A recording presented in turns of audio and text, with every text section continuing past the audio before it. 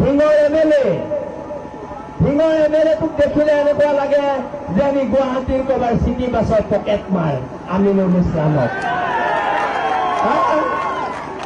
ঢিঙৰ MLA চেহেৰাটো গুৱাহাটীৰ city বাছৰ পকেট মাৰটোতকেও বেয়া। আৰু ঢিঙৰ এমএলএ আমিনুল ইছলামক এটা কথা কৈ দিছো, তোমাৰে কোনোবা বাংলাদেশীয়ে ভয় কৰিব পাৰে, আমি ঘেণ্টা তোমাৰে খাতিৰ নকৰো। কোনোদিনা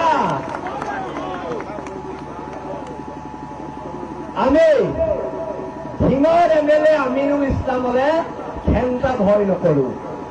আমিনুল ইছলামক আগতেও কৈছিলো লাগিবি নি, আমিনুল ইছলামে নোৱাৰিলে ক'বলৈ লাগিম বুলি। লগাহেঁতেন ঠেং হাত ভাঙি এতিয়া গুৱাহাটী মেডিকেলত পৰি থাকিলেহেঁতেন। আমাৰ লগত নোৱাৰিবি।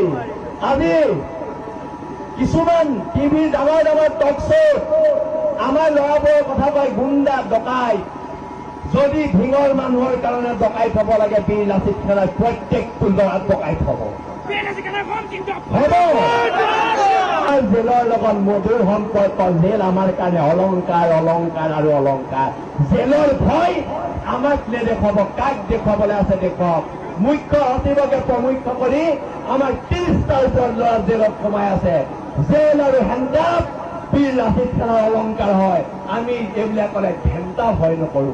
আমাক এইবোৰ কথা নিশিকাব, আমাক এইবোৰ ভয় নেদেখুৱাব।